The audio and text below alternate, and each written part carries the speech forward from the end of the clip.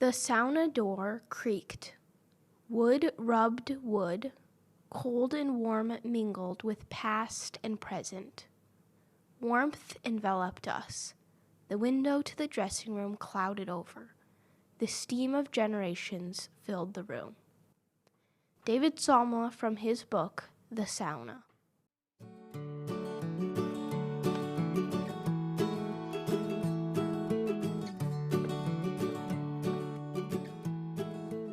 Hey, this is Julie, and welcome back to the Sauna Trail podcast. Join us in our adventures as we share the story of how our family discovered the world of Finnish sauna. You might be wondering why anyone would do a podcast dedicated to something as commonplace as sauna. It's like doing a podcast about envelopes or charging cords or cardboard boxes. Well, if you stick around, you might find out that there's more to sauna than you realized.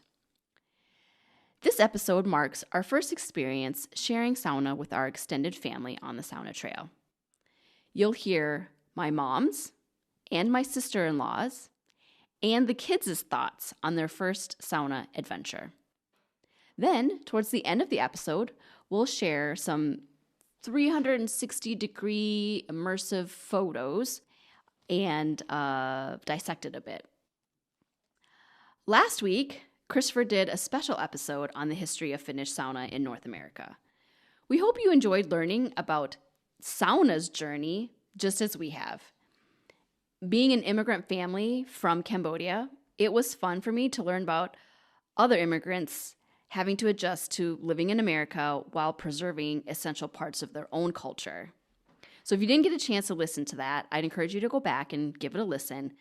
I think it'll reveal the fullness of sauna culture and the richness that comes with Finnish sauna practice. Moving on to today's episode, my mom and Clarissa are joining us. Clarissa is my sister-in-law. We married brothers, so we joined the Crazy Rices.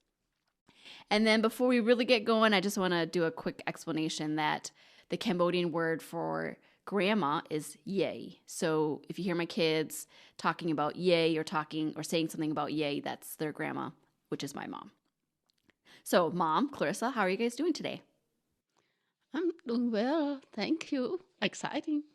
Yeah, doing well. Good. So this, like I said, is the first trip where we shared it with our extended family. So we invited my parents, we invited the Rice side, and then who ended up coming is my mom, and then it was Greg, Clarissa, and then their two kids. My dad did not want to go. And then my mom and actually my grandma, so the kids' great-grandma, was also there. So Mom, Clarissa, what were your previous experiences and thoughts about sauna before this trip? Well, I heard about sauna from my daughter Julie and my son-in-law Christopher. They told me about their first time that they used sauna at a rental house. We rented for our family vacation in early spring. The sauna was about half a block from the rental. One late evening, they used a sauna for the first time. At least that's how I know.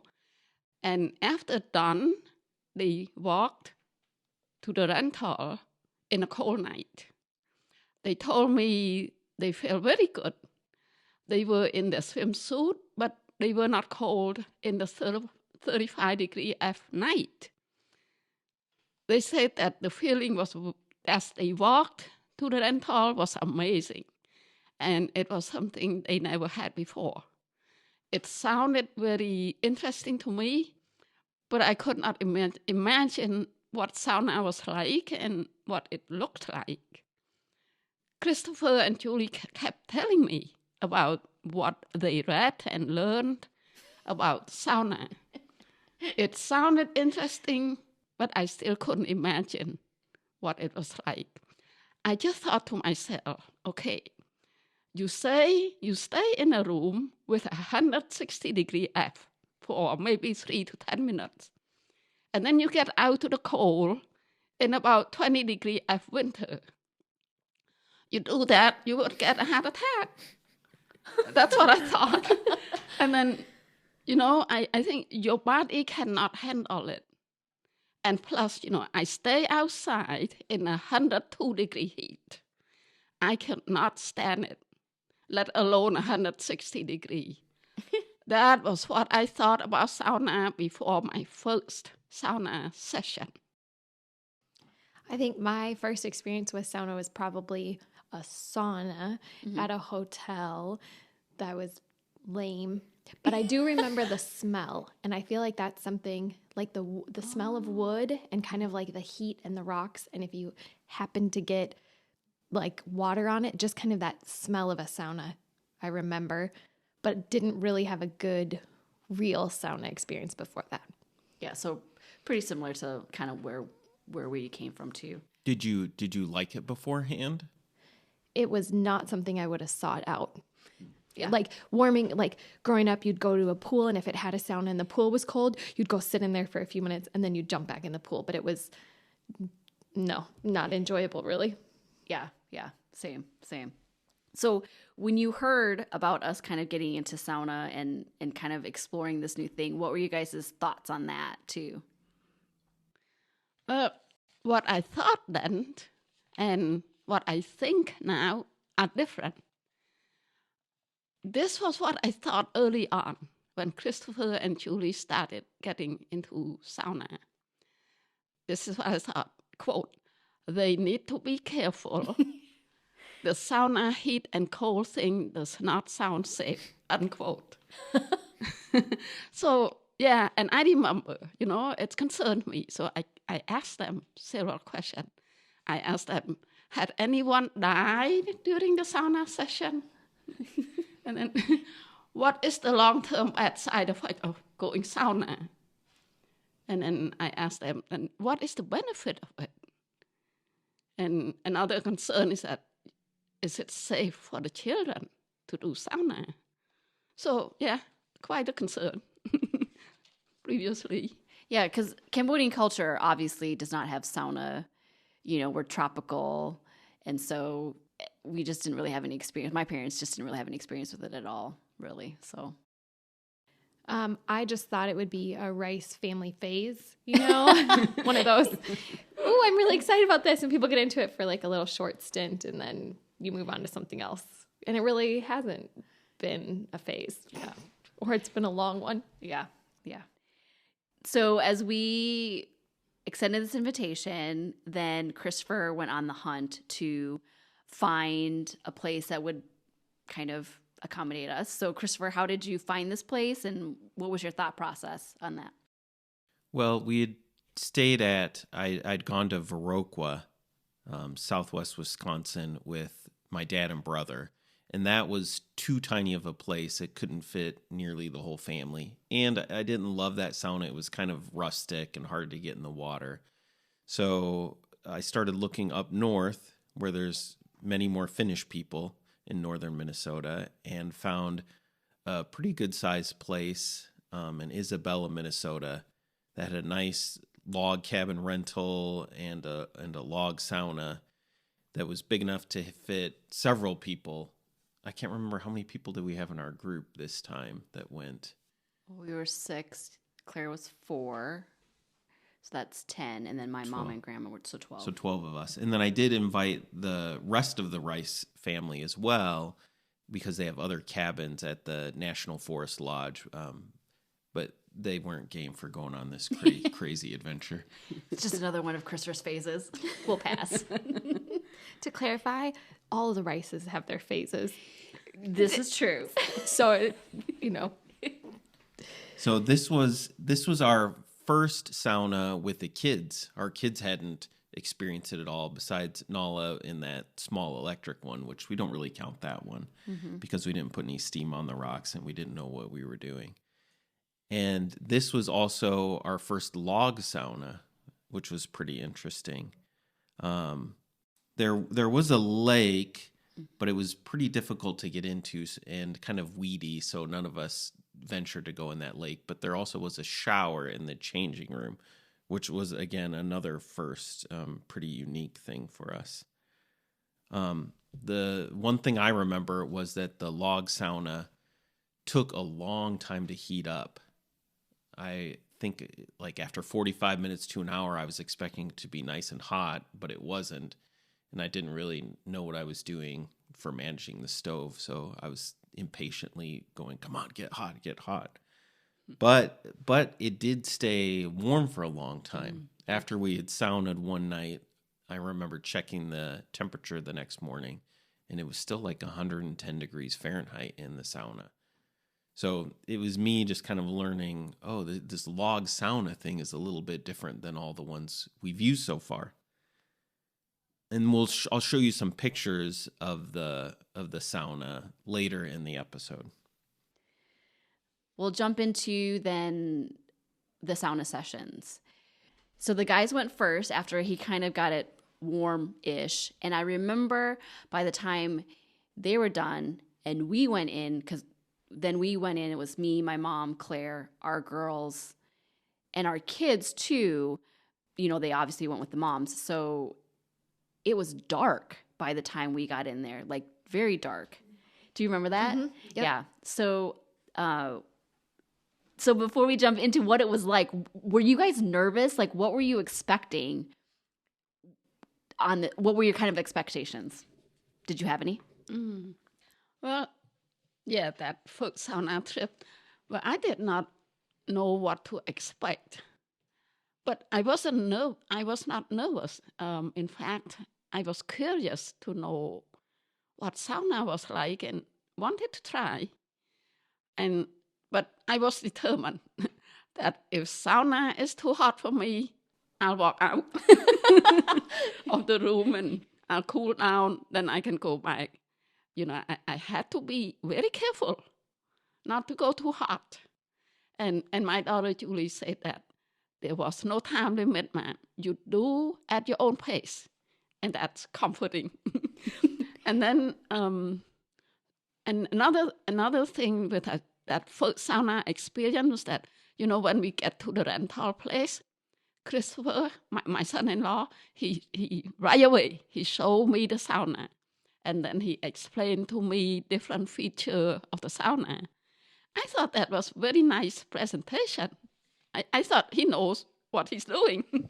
Oh, he fooled you. I don't think I was nervous. I just didn't know what to expect either. But I'm always up for an adventure and travel. So I was like, sure, why not?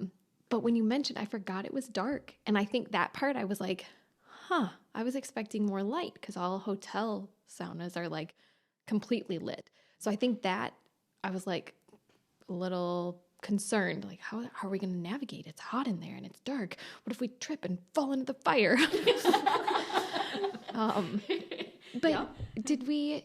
I remember candles because I think weren't the candles like melting or something? I think we had candles in mason jars. Now that you say that. It was like in the bottom left, right as you walked in. Yep. And then I don't remember, did it have a glass door to the stove? I don't remember. We'd have to look back at the pictures. Obviously our memory is not wonderful. But we did, yes, now that you said it, we did have candles. We had them in mason jars so that we didn't burn the sauna down. Maybe I'll let you guys share. So girls, what do you remember kind of that first night sauning? You guys were young. You were how old, Becca? Maybe 9 or Let's 8. see, it was 2015. So... Oh, then I've been. You would have 9. Yeah. Yeah. I remember not really caring very much. Like when I heard that we were going to use a log sauna, I was like, okay. Just go along with the ride like I do with everything else my parents do. Right. And then we went inside, and that was my first time, other than a hotel sauna, looking at a sauna, and I remember looking at the stove and thinking, this cannot be safe. This cannot be like. She's such an oldest child. Oh, and actually, my mom is an oldest child, and Clarissa is an oldest child, so we have 3 careful people. Yep. What about you, Nala? I remember thinking, like, I've done this before. None of my siblings have done this before, but I had done it in Madison. So I was like, I'm kind of the pro here. So I was like walking Becca through it like, okay, you do this and it's going to be really hot. It's okay. And I actually kind of remember liking it. Like, I knew it was going to be hot then. So I think I liked how hot it was in the heat. Yeah, and the boys were 3. Daniel was still in diapers. Hudson was 5. So they're not here because they don't really remember anything about it. What I do remember of them is the constant going in and out. Like, they were hot, and then they wanted to go out because they were hot, and then they wanted to come back in because they were cold, and it was just a little annoying. So I think we eventually just sent them back inside the house to stay with the dads. So, Clarissa, Mom, what did you guys think as we were kind of actually in there and with the heat and then eventually going out and using that shower that was in the changing room? Well, okay, that first sauna session, I was not comfortable in the heat or in the cold. I don't think I stayed in the heat long enough. I could not endure the heat. And when I got out cold, I felt cold and could not sit outside long enough. I think my body did not adapt to the heat and cold well at that time. But I enjoy being with my daughter and granddaughters and Claire as we sauna together. To me, it was like, okay, how could some people do this all their lives? What's the point? Yeah. I think the thing I keep coming back to that first time was how dark it was. Because I think that was when it's something you don't know and you're not used to, it being dark adds an extra layer of trepidation as an oldest child. Yeah. I remember it being very hot and sitting, like, there were 2 bench heights, weren't there? I think so.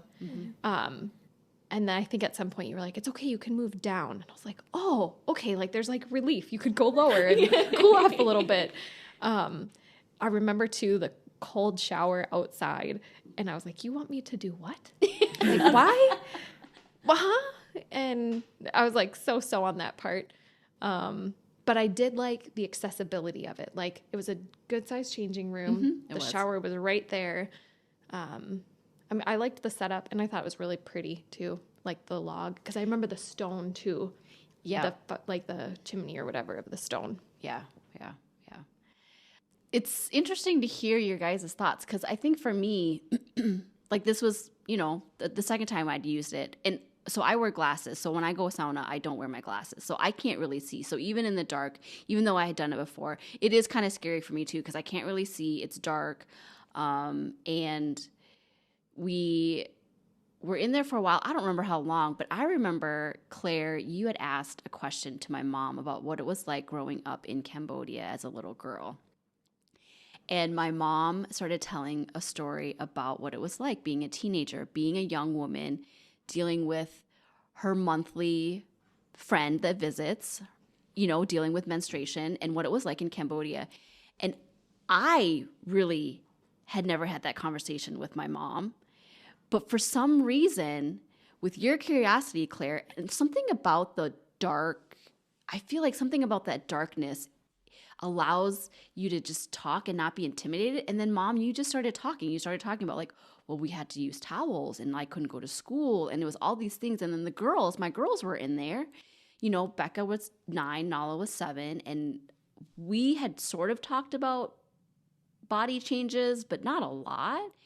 And I just thought that conversation was so, for me as a mom, listening to my mom talk about it with my girls there, it was like this sense of warmth and contentment that, I honestly don't know that I've had that feeling with my mom talking about such a personal thing or a personal subject. And I think that was the first time I was like, maybe this is what it's like to sauna regularly in a community.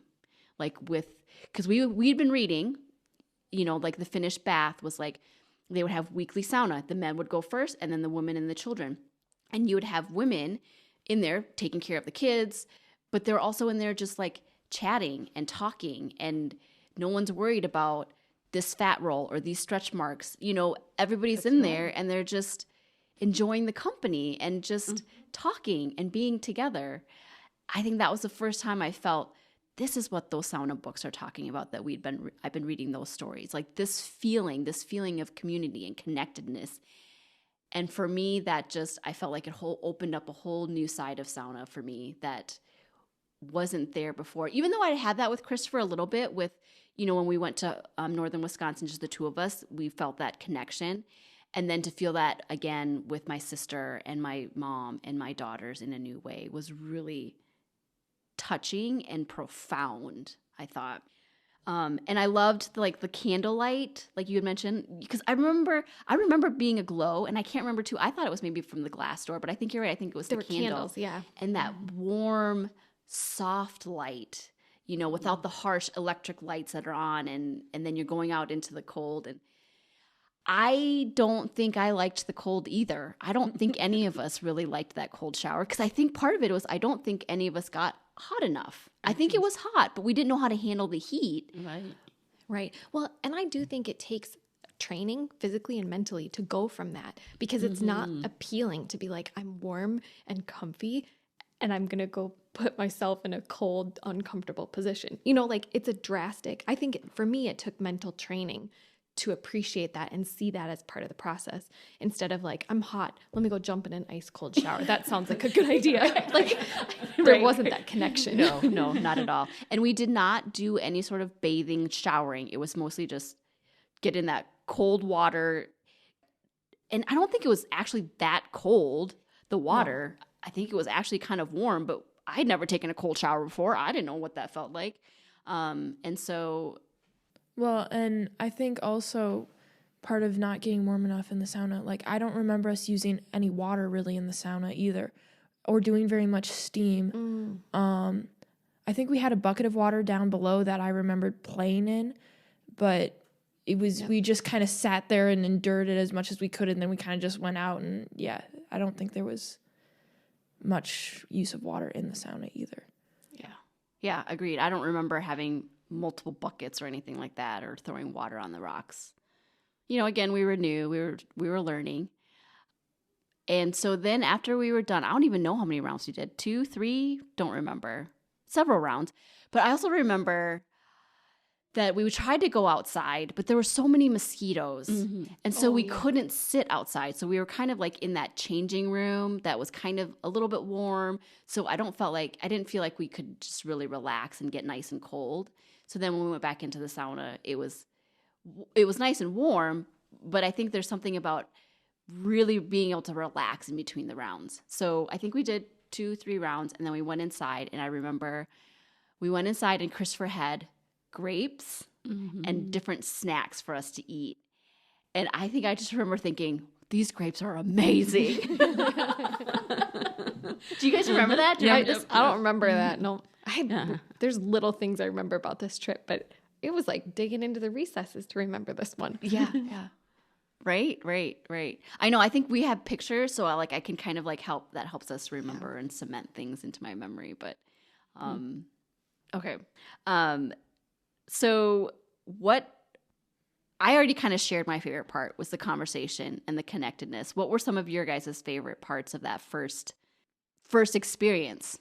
I thought it was fun to have the different generations too, because like even though we'd met before, I felt like it was a good time to get to know Yay, and it was really fun to be able, because you're literally just sitting there. You're not like in the middle of cleaning the kitchen or playing a game or doing something else. So I feel like it really does lend itself to conversation, and more often than not, like deeper conversation. There's something about you're just sitting there, and that is, like there's obviously times that we laugh and stuff, but I don't know, there, even with our friends too now, it's like there's something about being in a darker space where you're hot and all you're doing is sitting there that it just feels like it brings to the surface better conversation. Yeah, it's quite bizarre. It was not something that I was expecting. Yeah. Well, and like you said too, you were talking about the fat rolls and everything, and I think you and I talked about this. At some point, somebody decided they were going to try without their swimsuit top on. And I was like, oh my goodness, I can't even handle this. Good thing it's dark. I don't know what to do. Because that's not I don't enjoy that part of sauna. Yeah. To me, it is more comfortable with a swimsuit. But I do remember that part of it because I think that's the only time that I've ever participated in that part of it. And then I think just the shared experience because it was a varied age range together. Mm-hmm. Yeah. So. Yeah. Mom? Well, you know, I don't remember about mosquito. I don't remember about candlelight. And I don't remember there is a cold shower next to the heating room or sauna. Well, that's funny because I think you handled that cold shower better than anybody else. That's what I remember. Really? Yeah. Okay, and I didn't remember that. But I remember one time, and that's what got me into sauna. And, you know, my favorite part of my first sauna was the cold shower after we all done. Okay? So during that, I don't remember. But after we all done, we went inside. yeah, we went inside. And then I'm the only one who go in the bathroom and take a shower and clean up. And so, you know, in the house. So I turn on the warm water. When I take a shower, I turn on the warm water, then I feel it's too warm. So then I keep turning it to colder until it hit a point that I feel good. So then I stood in the shower, and it felt very good. And I knew it was a much colder shower than what I regularly took, but it felt good. It's amazed me how the cold shower could feel so good. So I noticed that if I did not sauna, this cold shower would be too cold for me. And I wish I could stand under that cold shower for a long time. But I didn't want to use too much water. You know, I just thought, hey, don't spend too much water here. So I noticed that switching from hot to cold made me feel good at that time. So it was kind of, I want to experience more. So I say, I'm going to just try sauna. So, and then after that, I like it. So that's my favorite part, and I remember. I think I remember that too, because I don't think I didn't take a shower after I came back in. Or I might have, I don't remember. It might have been a warm one. But I do remember you coming to the table. Now that you say that, I do remember you saying that you took a cold shower and it felt really good. And I was like, whoa, okay. Girls? I think probably my favorite part was coming in after sauna and eating cold grapes. Like I said, I don't really remember liking that first sauna session very much at all. But then coming in afterwards, I was like, grapes have never tasted so good. Like, they were just the best grapes ever. So, yeah. I think, like I said, I was a little better prepared than Becca. I knew what to expect. It was going to be hot. And I don't think I handled the heat super well, but I remember liking the heat and liking the darkness. I still like night sauna in the dark.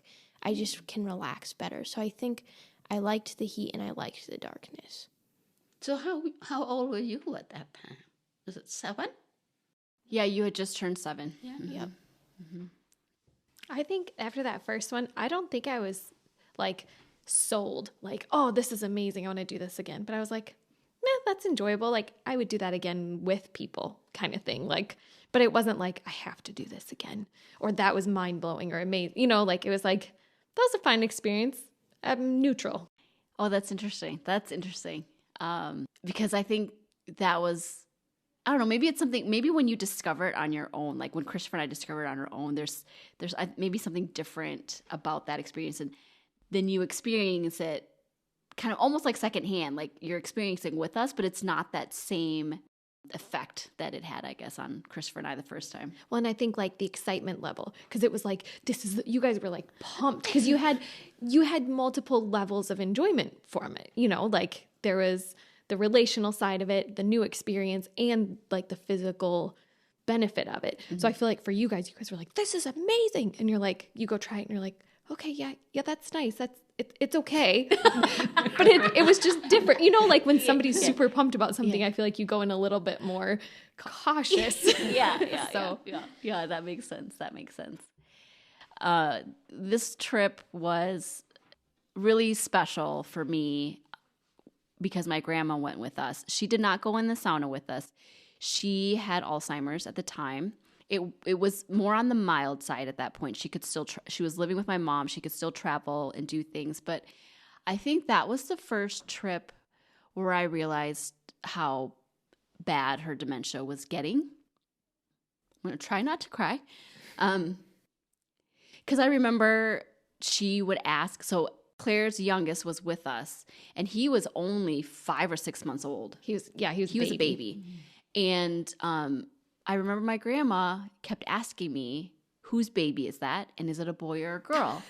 And she asked that the whole trip through. And I think that was the first time I realized, wow, her memory is really gone. Like this is Alzheimer's.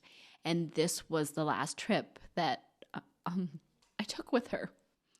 A few years later, she declined, so we had to put her into a nursing home, and then a year after that she passed away. So I think there was a special meaning to this trip for me too, not just the sauna with my mom and my girls, but also that there was 4 generations of us on this trip. And even though she didn't enjoy the sauna with us, she was there and she was part of it and experiencing it with us. And she had a great sense of adventure, and I think that's where my mom and I get it from. Is, a new thing? Let's go give it a try. So now we are going to show you some pictures that we have of the trip, and we'll then go into and show you pictures of the sauna. This picture here is my grandma, and I love her, and I miss her. She had great white hair. You know, somehow I didn't remember Mom went with. But then when you told me, I said, that's right, she did. I think my mind was with Sauna more than with my mom. Well, and she only spoke Khmer, right? Correct. Yeah. So it was interesting. Now that you're saying, I remember her, she kept saying something. I'm like, why does she keep talking about, like, I could tell she was talking about Everett, but I didn't know what about and everything. But she did. She kept asking, whose baby is that? Is it a boy or girl? And I was like, it's a boy baby. He's wearing boy colors. Yeah. So here's my Yay, swinging on the swing with little Daniel. And this was our first chopping wood experience for our kids and probably for me. Yeah, and for me too. Oh, so this is Hudson. We decided to just throw him into it. Yep. That's how you become an adult and learn adult things is you just start doing them. And no fingers were lost. No, everybody came home with 10 fingers. And no stitches. Yes, no stitches. Oh, look at We made him carry wood. He told me he was looking at these pictures and he goes, oh, I remember wishing I had long sleeves because the wood was so scratchy. Oh. And that's Greg. That's Christopher's brother, and they're doing a bonfire. I don't remember the bonfire. I don't either. I don't remember a lot of these buildings even. So you can see the buildings. You can see they're all logs. Mm-hmm. So even our where we slept, and then the kids went fishing with Greg. Had you guys gone fishing before? That you remember? Not that I remember, no. Obviously, this family is very outdoorsy. We've never been fishing, never chopped wood, never really started a fire, so. Yeah, and that's one thing about sauna. It just wasn't sauna. It also took us up north and into the woods and kind of an area where we hadn't really spent much time. That's Becca and Nala. Looking confused, not sure. Fishing. And then Mom doing a puzzle with Daniel. Just hanging out. So you can see the living room that's all logs. The structure's logs. And if you're listening on the podcast, we'll have these photos so you can go look at those as well in the show notes. There's Hudson doing what he does, climbing around. And then we did get a chance to go canoeing. So that's Claire and I with our two youngest and trying not to tip over or I don't know. Daniel's life jacket looks huge. I know. They're pretty much. He looks like if he fell in, the life jacket would pop off and he's going the other way. Exactly. Fortunately, there's no flipping and no one fell in the water. So Not on this trip. Not on this trip. Just stay tuned, though. Yeah, and the water was actually, pretty clean and clear. I think if I were to go there again now, even though the water was weedy, I'd probably try to get in now in the water. I think further out, but that's some of the difficulties. I feel like sometimes it's clearer further out, but getting to that spot from shore is, I don't know if it's worth it. Kind of gross. But we did find some cold plunges later that were excellent and easy to get into the water. So stay tuned. And now we'll go to the 360 kind of immersive photos that we have of this sauna. So just brief background, like I said before, Christopher, we were doing a 360-degree photography business, so we had the equipment. So we have most of the saunas that we visited, we have these type of imaging for them. So that's the cabin that we stayed in right there. Beautiful stone chimney. And then the one with the door open with the oars, that's the sauna. So it was a nice, easy walk to the sauna from our cabin. And it's one of the cooler looking saunas that we've used. Mm-hmm. I don't think I really appreciated it for what it was because it was so early in our journey. Yeah, I mean, the previous sauna that I had just used was the one in Viroqua, which was a lot more humble, small. The guy just built it from wood from his property. So this was a lot more impressive. So you can see the stone chimney on this one as well, on the sauna. This is just outside. And then when you go in, you'll see the shower there. Oh, there's a window there. I wonder if we had lights on in the changing room. I think we went back and forth because the light was I think it was pretty harsh in the hot room. And so I think that was when we started the candles because the window was nice, but it was so much light that the candles were like a softer glow. Yeah. That changing room was smaller than I was imagining. I forgot. I thought it went a lot further than the shower area. I thought so too. It felt bigger than in my mem. Than it looked. Yep. And then it was like down to the left, like right as you walked in the doors where we put the candles. So then you can see the two levels of benches, and you can see the logs inside are just beautiful.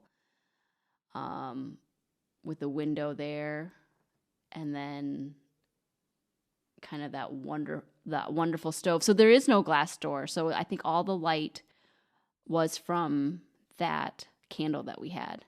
So if you go up, I think you can see where the water, so that brown tank up there, I think they had water up there. So I think that's why the water wasn't super cold, because it was kind of somewhat heated, but it was still colder than any of us had ever experienced before. I didn't remember the bench setup. That's pretty unique. The upper bench area have you guys seen another one that's done something like that? I don't think so. It almost looks like an afterthought. Like they built the bench and then they're like, oh wait, we need some more height. So they put a few more spots up there. Oh no. Yeah, I don't That's know. different. I don't know. You see, there wasn't a lot of rocks, and we were talking about how we don't really remember the steam or throwing water on the rocks. So, yeah, that's probably why not. And if we did throw water on the rocks, if you notice the ceiling, it looks really cool. It has a very tall ceiling that has the apex in the middle that's quite a bit higher than where you're sitting. So most of the hot air and hot steam rise, and so most of your hot air and hot steam are going to be up in the top where you're not sitting. That's the picture of this sauna, this log, our first log wood-burning sauna, that I think if we went back, we would have a better appreciation for that structure, because we just really didn't know what we were doing. And like Christopher mentioned earlier, it did take us a long time to heat up because of the logs, and we didn't realize that. Yeah. But then it retained that heat so well. Yeah, and there's no shortcut. You can learn how to heat it quicker, and we have learned how to heat it quicker. We'll kind of share that with you along the journey. But one of the objections that people have to log saunas is that they take so long to heat up. And it's true. They do take, you're not going to get it nice and hot in an hour. But it's like anything else that takes a long time. If you want a Texas brisket, smoked Texas brisket, you're not going to be able to cook it in 2 hours. It's going to take 14, 15, 16 hours to get a really good brisket. So if you're interested in getting the best of the best sauna heat, go with a log sauna, but you also have to be willing to spend the time to let that heat up. And I say the best of the best heat because once the whole building is warm, you get that gentle heat coming from the logs, and it stays warm for hours. So that's why Finnish sauna enthusiasts are still building log saunas today. Yeah, and on the note of it staying hot like overnight, I remember the next morning after we sauna'd, Daddy had us come outside to go look at the coals because I think some of the coals were still red in the stove. And I remember thinking, like, how is that even possible? Like, yeah. Yeah, did we sauna again the next day, or did we head out? I don't remember. I don't remember. I don't know. I feel like I only remember sauning one time, so I don't know. We may have only spent one night there because I remember going in the sauna before we left. Like we were packing up to go, and you were like, "Oh, you guys, come feel the sauna heat in here." That's right. Yeah, right.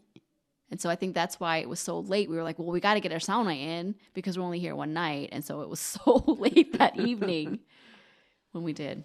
Because it was May, wasn't it? It was Memorial Weekend, I think. I forgot when it was, yeah. Yep. Well, thanks Aunt Clarissa and Yuwatey for joining. Next week's episode will be really fun. We're super excited to recount our sauna-focused trip to the Upper Peninsula of Michigan. This has become a very special place for our family, and we can't wait to tell you all about it. If you haven't yet, join our locals community and say hi. It's free to sign up. You'll get regular updates from us, and if you would like to support this podcast, Locals has that option as well. The address is thesaunatrail.locals.com. We appreciate all of our supporters and fellow sauna hounds. Our podcast can be found on Spotify, iTunes, YouTube, and other streaming platforms, as well as on our website, thesaunatrail.com. New episodes release every Saturday, which is the traditional Finnish day for sauna, also called Sauna Päivä. We hope to see you on the Sauna Trail.